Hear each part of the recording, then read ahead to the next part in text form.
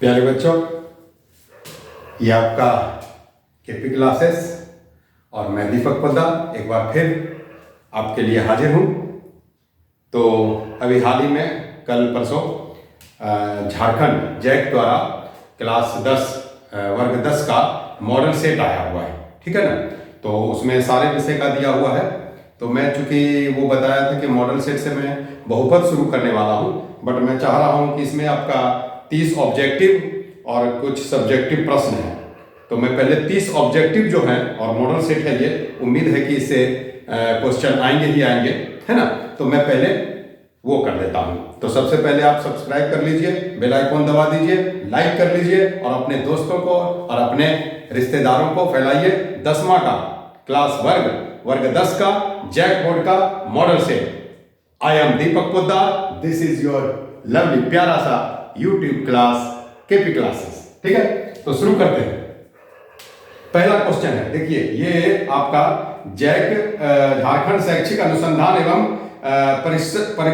प्रशिक्षण परिषद रांची द्वारा है। ये Jharkhand council of education research and training model set है ना, गणित का। तो पहला क्वेश्चन में सेक्शन 1 जो ऑब्जेक्टिव टाइप है, वस्तुनिष्ठ प्रश्न। पहला प्रश्न, ठीक है, ध्यान दीजिएगा।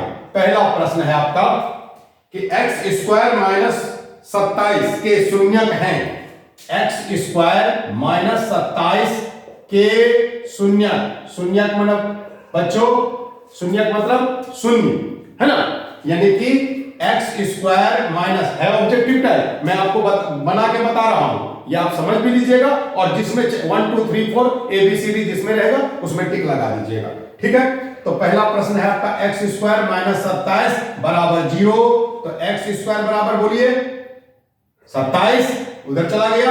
x बराबर प्लस माइनस रूट अंडर 27 क्या हो जाएगा बच्चों, प्लस, अभी प्लस माइनस नहीं दीजिए, 27 तो 9 3 27 रूट अंडर 9 बाहर निकलेगा, 9 का वर्गमूल 3 प्लस माइनस और रूट अंडर 3 आंसर, ठीक है ना। इसमें ए बी में ये आंसर है। तो बी आपका देख लीजिएगा, बी रहे सी रहे उससे घबराना नहीं है, जिसमें रहेगा उसमें ब्लैक कर दीजिएगा, काला कर दीजिएगा, ठीक है। नंबर 2, यदि किसी बहुपद का, सुन लीजिएगा क्योंकि प्रश्न लिखेंगे ज्यादा टाइम लग जाएगा, ठीक है ना। तो प्रश्न इसको बार बार सुन के प्रश्न आप समझ लीजिएगा। यदि किसी बहुपद का ग्राफ एक्स अक्ष को 3 बिंदुओं पर प्रतिच्छेद करती है, ऐसा आप बहुपद में पढ़े होंगे, 3 बिंदुओं पर प्रतिच्छेद करती है, तो इसमें कितने शून्य होंगे, ये ग्राफ है बच्चों। वैसे फोटो दिया हुआ नहीं है। अब एक्स अक्ष पर 3 जगह मान लिया, ये यहां पर कर छोड़ देते हैं हम, ठीक है ना।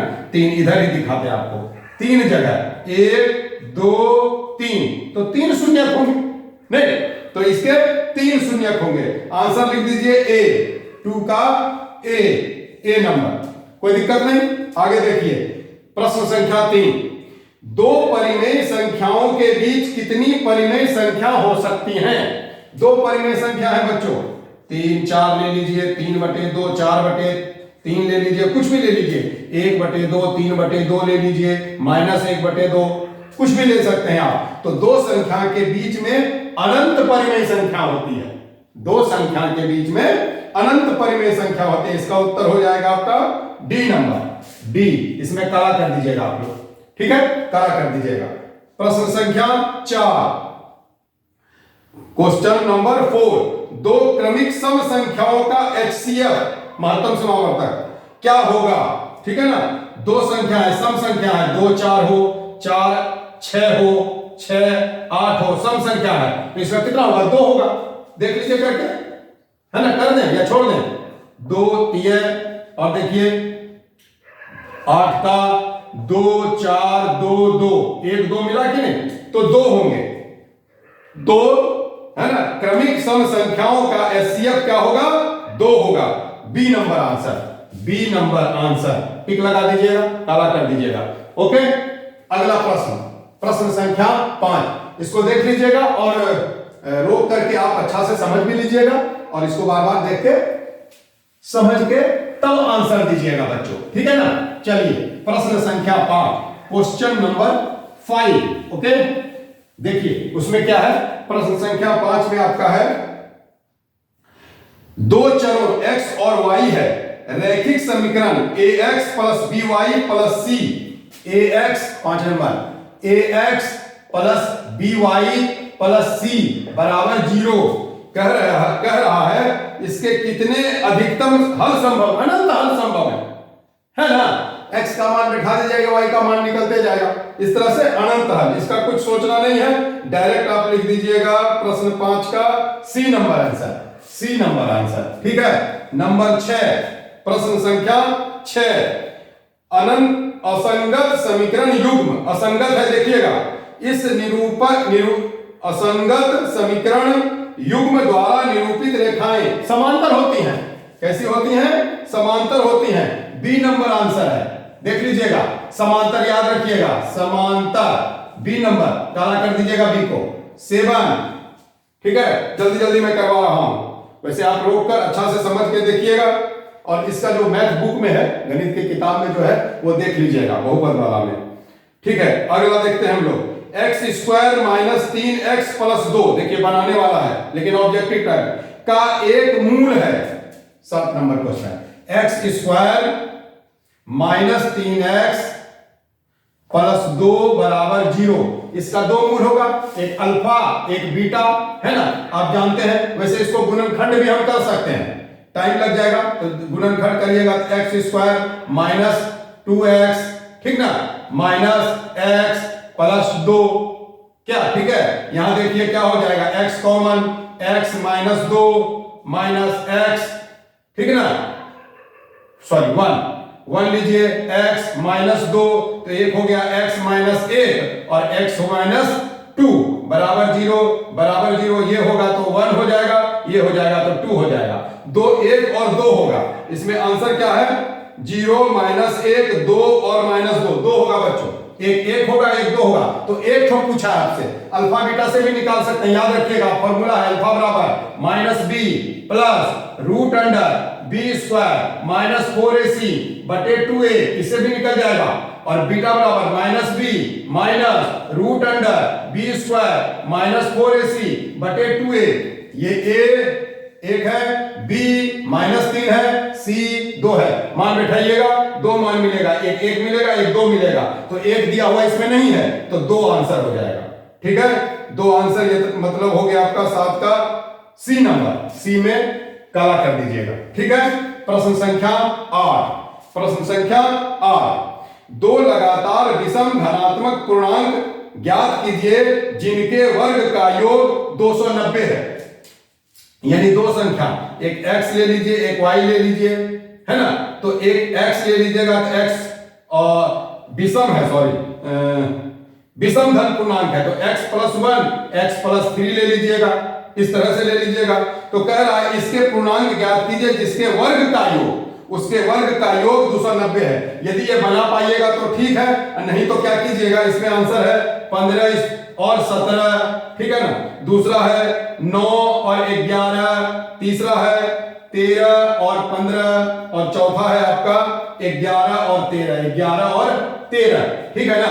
तो इसमें स्क्वायर करना है दोनों को, तो 15 15 225 ज्यादा हो गया, 17 नहीं होगा, ये 9 9 81 अगर कराएं कैसा से 81 और 121, देख लीजिए 1 1 2 8 2 10, 202 नहीं होगा, ये भी नहीं होगा, ये हो जाएगा बच्चों, देखिएगा 11 गुना 11 11 गुना 11 करेंगे 121 और 13 गुना 13 करेंगे तो 169, 169, ये 0 14 8 1 9 और 2 14 8 1 9 1 1 2, ये 290 आ गया आपका, यानी 2 विषम संख्या है 11 और 13 लगातार है ना, और इसके वर्गों का योग 290 है, तो डायरेक्ट इसका आंसर लिख दीजिएगा, करने का जरूरत नहीं है, ठीक है ना। चूंकि मॉडल सेट है, उम्मीद है यही क्वेश्चन आपको पूछेगा, ऐसा नहीं है कंपटीशन जैसा कि इस टाइप का कोई क्वेश्चन पूछा जाए, और पूछेगा तो जवाब दे दीजिएगा, क्या दिक्कत है, समझना चाहिए, जरूरी है।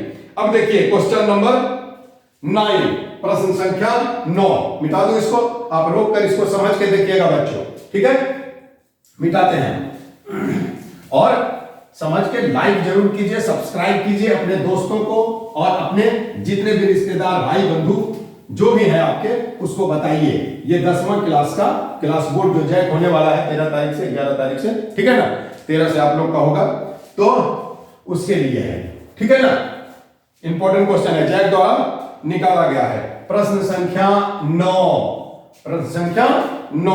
9 में क्या है बच्चों, निम्नलिखित में से कौन एपी में है, मैंने एक सीरीज दिया हुआ है, ठीक ना। एपी में अर्थमेटिक प्रोग्रेशन, यानी कि हो गया आपका समांतर श्रेणी में कौन है। श्रेणी देखिए, ए नंबर में है आपका, कैपिटल रहे या स्मॉल रहे कोई दिक्कत नहीं, आप देख लीजिएगा, 2 4 8 16। बी में है आपका 1 3 9 27, 1 3 9 और 27। सी में है आपका -10 -6 -2 और 2। और डी में है आपका, डी में है आपका, देख लीजिएगा, डी में है आपका 14 9 16 और 25, ठीक ना। 2 4 8 16 1 3 9 27 -10 -6 -2 2 14 9 16 एंड 25। तो ये कौन सा एपी में है, अर्थात समांतर श्रेणी में कौन सा है। तो समांतर श्रेणी का क्या मतलब है कि दूसरा पद घटाओ पहला पद बराबर तीसरा पद घटाओ दूसरा पद, डी बराबर होना चाहिए, है ना। ऐसा सीक्वेंस होना चाहिए जिसका डी कॉमन डिफरेंस है ना, इसको हम लोग कहते हैं सार अंतर, ये बराबर होना चाहिए। प्रथम द्वितीय तृतीय पद में देख लीजिए, तो 4 में 2 गया 2, 8 में 4 गया 4 नहीं है ये 3 में 1 गया 2, 9 में 3 गया 6 नहीं है ये, -10 -6 -10 करेंगे तो ये प्लस हो जाएगा, ये हो गया 4 ना, ठीक है ना 4, हाँ ठीक है। और -2 -6 ये भी करेंगे तो ये हो जाएगा आपका प्लस 6 में 2 गया, ये भी 4, ये उम्मीद है बच्चों।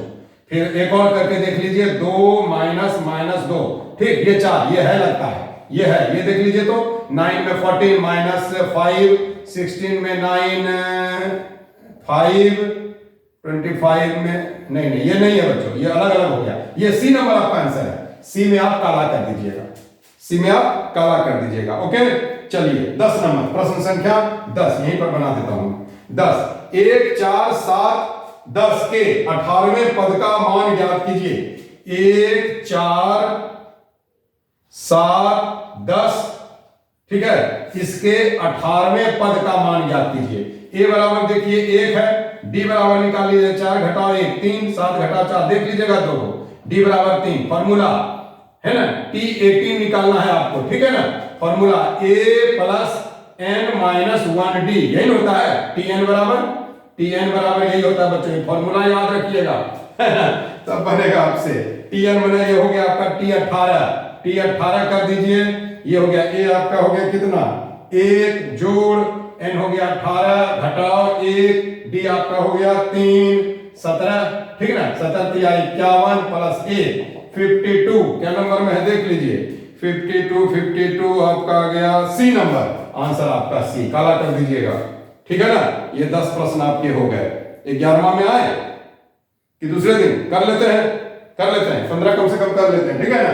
चलिए मिटा देख लीजिएगा, मिटा रहे हैं हम, ये फॉर्मूला याद रखिएगा, ओके। चलिए बढ़ते हैं आगे, हम चैनल को सब्सक्राइब कर लेंगे, बेल आइकॉन दबा देंगे ताकि मेरा सारा वीडियो केपी क्लासेस का आपके पास फट से पहुंच जाएगा, ठीक है ना। 11 नंबर ठीक है, 11 नंबर, 2 समरूप त्रिभुज है बच्चों, 2 समरूप ABC और PQR, फोटो बनाया हुआ नहीं है, मैं PQR पहले लिखा है, कोई बात नहीं। ABC ऐसा 2 त्रिभुज है जो कि समरूप है, इसका क्षेत्रफल का अनुपात बच्चों 16 और 9 है, 16:1 है, 16:9 है, इसको मतलब 16/9 हम लिख सकते हैं, 16/9, ओके।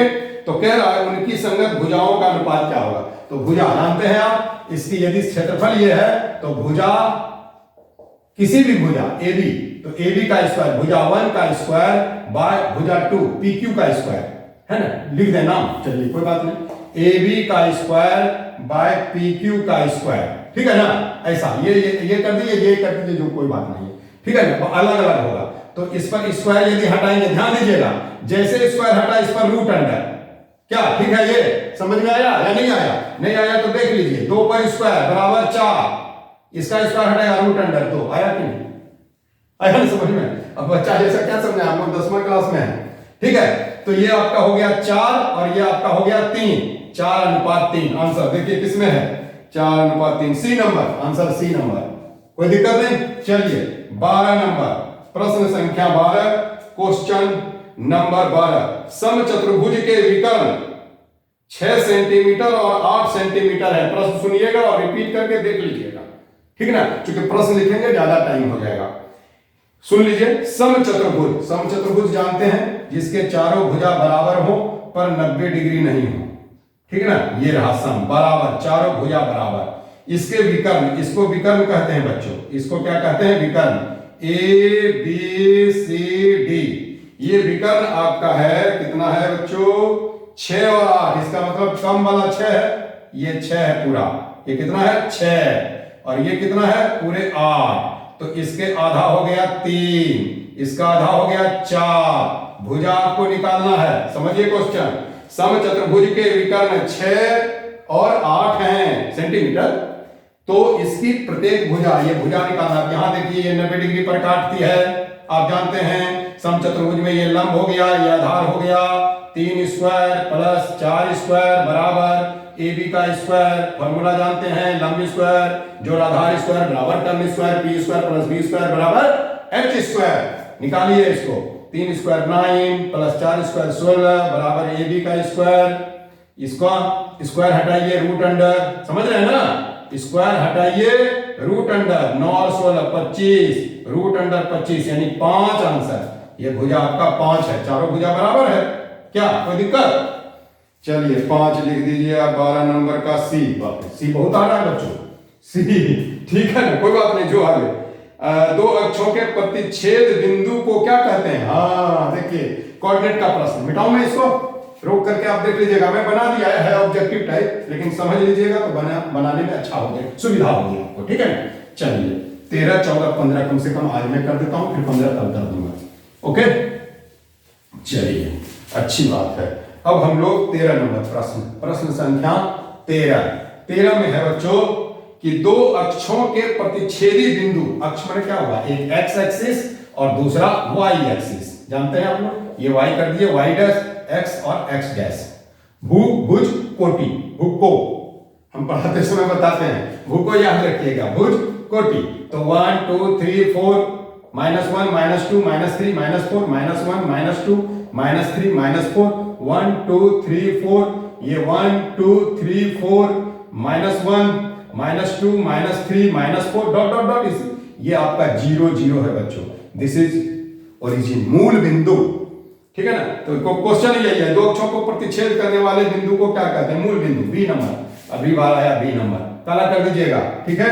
14 नंबर क्वेश्चन, प्रश्न संख्या 14, क्वेश्चन नंबर 14, वाई अक्ष से, देखिए यहां ये वाई अक्ष है, ये एक्स अक्ष है, तो वाई अक्ष से 5 इकाई 1 2 3 4 5 0 0 ये है बच्चों, यहां समझ लीजिएगा, यहीं पर समझा दे क्या, 1 2 3 4 5 1 2 3 4 5 5 इकाई युग्म और x अक्ष पर एक बिंदु P है, यहां पर एक बिंदु P है, यहां पर, ठीक है ना, P है, तो P के निर्देशांक निकालिए, समझिएगा, y अक्ष से, ठीक है, y अक्ष से 5 इकाई युग्म और x अक्ष पर एक बिंदु P स्थित है, 5 इकाई 1 2 3 4 5 x अक्ष पर है, तो इसका निर्देशांक P का निर्देशांक बोलिए, तो x क्या लिखते हैं, पहले x और y लिखते हैं कि नहीं हम लोग, तो x हो गया 5 और y हो गया 0 0, बढ़ाएंगे 0, तो 5 और 0 आंसर होगा, देखिए देखिए देखिए देखिए 5 और 0, ए नंबर आंसर, ए नंबर, ठीक है। और लास्ट क्वेश्चन 15 यहां बना देता हूं मैं, 15 प्रश्न संख्या 15, आज फिर कल बता दूंगा मैं, ठीक है ना। प्रश्न संख्या 15 है, साइन ए बराबर, ट्रिग्नोमेट्री त्रिकोणमिति, साइन ए बराबर 3/4, साइन ए बराबर 3/4, तो कौशिक ए का मान ज्ञात कीजिए, कौशिक ए का मान ज्ञात कीजिए बच्चों, कौशिक ए बराबर होता है 1/sin ए, ऐसे भी करिएगा, तो ये लंब बटे कर्ण, ठीक ना, और कौशिक बराबर होता है कर्ण बटे लंब, है ना, लंब बटे कर्ण, कर्ण बटे लंब, हम दूसरा फॉर्मूला ऐसे भी कर दीजिए आप। तो ये लंब हो गया, ये कर्ण हो गया, यानी ये P और ये H, ये होता है H बटे P। तो ऐसे भी कीजिएगा तो 1 बटे P बटे H, तो H ऊपर चला जाएगा, P नीचे, तो H आपका 4 हो गया और P आपका 3 हो गया। 4 बटे 3 आंसर हो गया बच्चों, 4 बटे 3 ए नंबर, 15 का ए नंबर काला कर दीजिएगा। ठीक है, तो मैं दीपक पोद्दार, ये आपका प्यारा सा YouTube क्लासेस है ना, YouTube क्लास का नाम है केपी क्लासेस। ठीक है ना, तो इसको देखते रहिए, समझते रहिए, आगे बढ़ते रहिए और सब्सक्राइब जरूर कीजिए, बेल आइकॉन दबाइए ताकि मेरा सारा वीडियो आपके पास पहुंचे। क्लियर है? आज 15 क्वेश्चन मैंने क्लास 10 बोर्ड जैक का होने वाला जो है ना, उसका बताया मैंने। और ये प्रश्न जो है ना आपका, देखिए मॉडल क्वेश्चन पेपर है ना, 24-25 का।